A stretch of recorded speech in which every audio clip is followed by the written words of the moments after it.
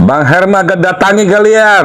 Kita mau lihat ilmu kalian seberapa hebat, seberapa kuat kalian menipu orang dengan cara begitu, propaganda orang supaya rumah tangga orang hancur. Saya yakin bukan dewa yang bilang, saya yakin manusia yang ngomong ini.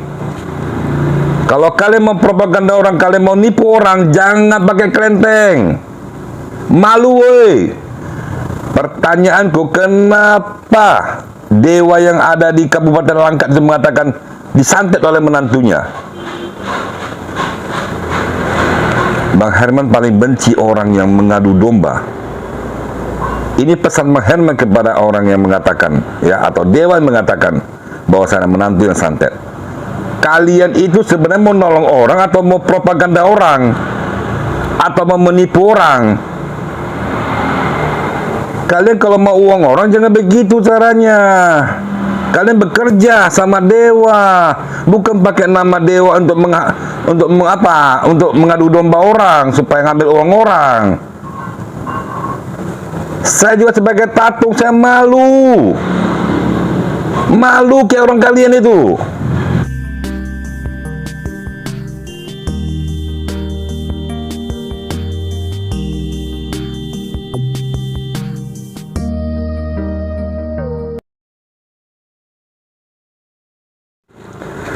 Halo, selamat siang. Jumpa lagi dengan saya Bang Herman dalam acara Salam Enjoy. Hari ini Bang Herman mau membicarakan sebuah kasus mengenai oknum tatung yang menipu. Ini baru dugaan menipu ya, belum sampai ke pelaporannya, karena si pasien memberitahukan ke Bang Herman bahwasannya dia ditipu oleh oknum tatung. Kebetulan semalam itu ada masuk telepon dari seseorang wanita yang dikenal di Kota Medan. Dia juga pengusaha, tapi kita tidak boleh memberitahukan siapa namanya karena ini privasi. Jadi beliau percaya dengan Bang Herman, beliau memberitahukan Bang Herman karena beliau melihat Bang Herman itu khusus channelnya membicarakan tatung. Nah, si wanita percaya dengan Bang Herman karena dinilai Bang Herman itu bisa menyimpan rahasia. Jadi ini cerita awalnya. Si wanita berinisial L ini, dia mempunyai suami, dia seorang istri orang. Si suami mempunyai adik, jadi adik ipar lah kita bilang, adik ipar dari si wanita berinisial L ini. Si adik ipar mempunyai pacar. Kebetulan pacar si adik ipar ini seorang tatung. Si wanita juga wanita, cuma namanya kita samarkan, kita rahasiakan lah, bukan samarkan. Jadi si wanita juga seorang tatung, mencoba meraup harta dari si lakinya. Dia berarti adik ipar si wanita yang memberitahukan Bang Herman. Setelah mengambil hartanya, ini belum terjadi apa-apa nih. Ini masih inilah ambil hartanya. Contoh ambil hartanya gini, aku minta belikan inilah, aku minta belikan ini, belikan ini. Ingat dulu tatung ya, tatung nggak boleh gitu loh ya. Kita bicara tatung. Kalau wanita biasa oke, maklum. Ini tatung ya, nggak boleh gitu. Walaupun dia seorang wanita. Jadi setelah itu tiba-tiba dicek dokter, si laki ini mempunyai penyakit. Berarti adik ipar si wanita yang memberitahukan ke Bang Herman ini penyakit. Akhirnya nggak lama meninggal lah si adik iparnya cewek berinisial L ini, Setelah meninggal, pergilah si tatung perempuan ini karena pacar sudah meninggal, nggak ada lagi yang mau diambil ya kan hartanya. Ini bicara tatungnya ya, kita nggak bicara nyewanya. Setelah tahun bertahun ya berlanjut sampai tahun ketiga, datang kembali si wanita ini ke keluarga si laki-laki yang konon katanya adik ipar dari si wanita yang memberitahukan Pak Herman. Berinisial L ya, kita nggak boleh sebutkan siapa namanya. Jadi setelah kembali ke keluarganya si laki, si Tatung mengatakan kepada calon ibu mertua waktu itu, "Ai, ini anakmu mau ngomong, anakmu belum ke alam baka sana, anakmu mau ngomong sama kamu. Jadi tolong kamu dengarkan anakmu ini," kata si Tatung wanita ini. Tiba-tiba masuklah ke badan dia. Konon katanya rohnya si laki-laki yang meninggal itu pacarnya, berarti adik ipar si wanita yang melaporkan ke Pak Herman. Masuklah. Apa katanya? "Ma, saya ada janji sama si wanita ini. Saya ada janji dengan pacarku ini." "Janjimu apa?" kata si mama ini, kata si ibunya si laki ini yang meninggal. "Janjiku memberikan sebuah rumah kepada dia." Ingat, janjiku memberikan sebuah rumah kepada dia. Dia itu siapa? Si Tatung wanita itu. Jadi ketika itu ibunya mendengar, tapi anehnya gini, suara-suara perempuan. Ketika ditanya tanggal lahir, agak gagok menjawab. Dah, si wanita yang memberitahukan Pak Herman sudah mencurigai, tapi si ibu karena terlalu sayang dengan anaknya sehingga mendengarkan, "Ma, saya ada janji sama pacarku ini, saya akan memberikan sebuah rumah kepada dia. Tolong Ma, tepati janjiku." Itu ketika dia masuk ke badannya. Jadi begitu mamanya dengar, langsung mengatakan, "Iya, mama akan memberikan sebuah rumah kepada Tatung tersebut." Jadi ketika itu si wanita berinisial L ini udah curiga. Ketika itu dialah mencoba menelusuri apa yang terjadi. Tapi si Tatung wanita lebih pintar. Disuntiknya keluarga-keluarga dari calon ibu mertuanya itu, kakaknya, adiknya dari ibu mertuanya itu, langsung mengatakan apa? "Ai, adik Ai ada kena santet." Jadi si Tatung wanita ini memberitahukan kepada saudara-saudarinya dari ibu mertuanya itu, oke? Bahwasanya mengatakan si ibu mertuanya ini, calon ibu mertua ya, disantet orang. Kalau orang AI tidak percaya sama saya, silakan saya tunjukkan satu tempat di Kabupaten Langkat. Silakan di sana. Jadi tepatnya kita nggak beritahukan di mana lokasinya, dan kita pun tidak tahu di mana lokasinya, yang pastinya Kabupaten Langkat. Nah ketika itu keluarga-keluarganya itu memaksalah ibu mertuanya ini pergi ke kelenteng tersebut. Jadi kelenteng tersebut kan itu kan ada dewa utamanya. Tapi pada posisi itu si Tatung Loktung masuk dewa yang pendamping, bukan dewa utama. Itu Pek dan pendamping. Begitu masuk, apa kata dewanya? AI disantet. Jadi curiganya gini, kok sama bahasanya dengan si Tatung wanita itu kan gitu. Si Tatung ini mengatakan AI kena santet. Si calon ibu mertua ini langsung bertanya, siapa yang santet saya?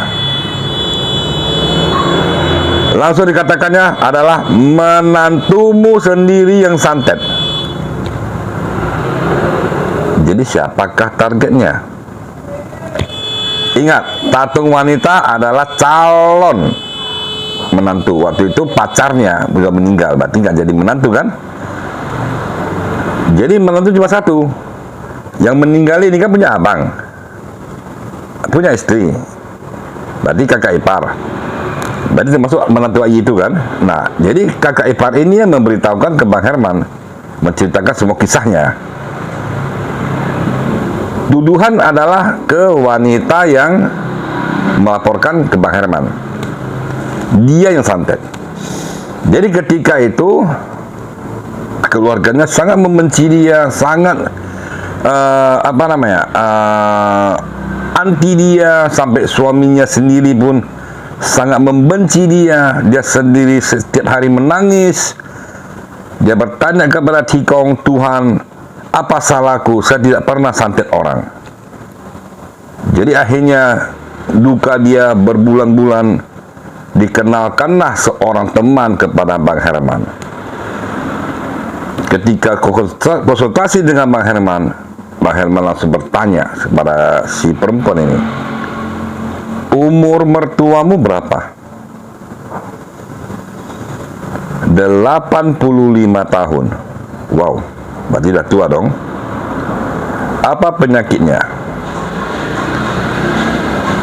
Setiap hari buang air kecil dan tidak bisa ngerem, akhirnya lost gitu aja.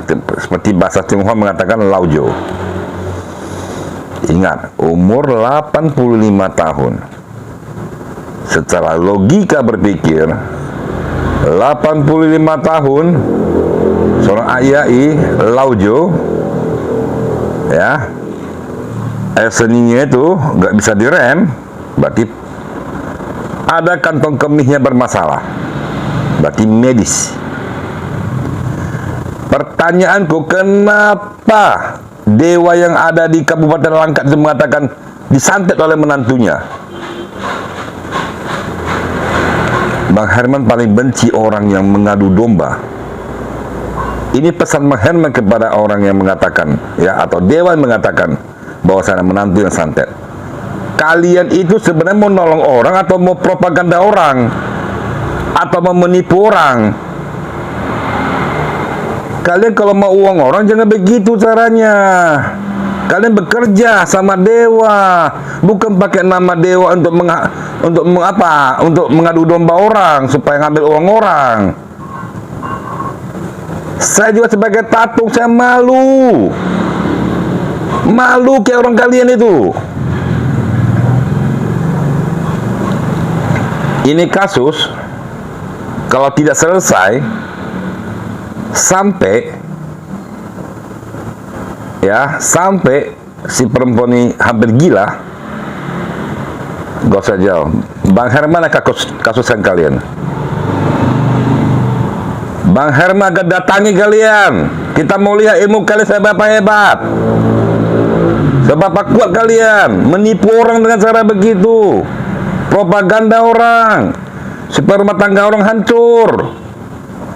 Saya yakin bukan dewa yang bilang, saya yakin manusia yang ngomong ini. Kalau kalian mau propaganda orang, kalian mau nipu orang, jangan pakai kelenteng. Malu woi, malu. Cara kalian pada cari makan kayak gitu cara kalian. Kabupaten Langkat luas. Saya tidak tahu di mana tempatnya.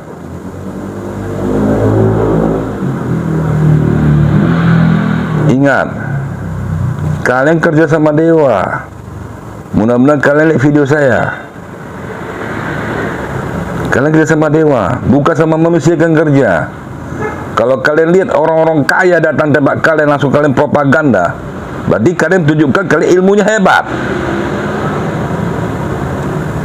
Ada hati nurani nggak kalian? Yang saya katakan kalian tatung-tatung palsu, nggak ada apa-apanya kalian tuh, palsu semua tuh. Kalau cara kalian begitu,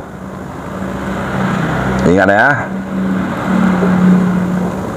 ini belum selesai. Bang Herman sudah menjajaki Deli Serdang. Bang Herman belum jajaki Kabupaten Langkat. Jangan sampai Bang Herman menjajaki Kabupaten Langkat. Kalau saya tahu siapa-siapa yang mempropaganda orang, Seperti kata Tionghoa, orang Tionghoa, wabo pangso ayah. Saya tidak akan tinggal diam. Saya pun kerja sama dewa, saya pun kerja sama Tuhan. Sama kayak kalian, tapi kalian kalau saya nilai kerja sama iblis. Itu. Setelah konsultasi dengan Bang Herman kasih solusi cuma satu aja solusinya. Datangin kembali suhunya, tanyain, minta pertanggungjawabannya. Kalau si perempuan ini tidak berani, Bang Herman siap mendampingi. Siap, sama pasukan Bang Herman siap mendampingi. Pasukan tidak nampak, bukan pasukan nampak. Kita mencari keadilan, kita mencari kebenaran. Hancur rumah tangga orang kalian buat. Atas nama dewa kalian menipu. Hancur rumah tangga orang kalian buat. Nah, jadi Bang Herman sarankan kepada perempuan itu untuk tenangkan diri, meditasi dulu supaya tidak ribut-ribut. Kalau memang suami menekan terus, hindari sementara. Suruh suaminya jumpai saya. Itu solusi dari Bang Herman kepada perempuan berinisial L ini. Nah, kalau memang begitu lagi, ya, kalau memang begitu lagi, Bang Herman mohon maaf, Bang Herman akan jajaki Kabupaten Langkat. Karena apa? Bang Herman mau tahu juga siapa-siapa yang menipu di sana. Siapa-siapa yang mengatasnamakan dewa, propaganda. Pesan Bang Herman cuma satu. Kalian bekerja untuk dewa. Pakailah hati nurani kalian. Kalau kalian cari makan dengan cara begitu, ya, melalui nama dewa, mohon maaf, kalian sudah salah tempat. Oke? Sama dengan saya Bang Herman.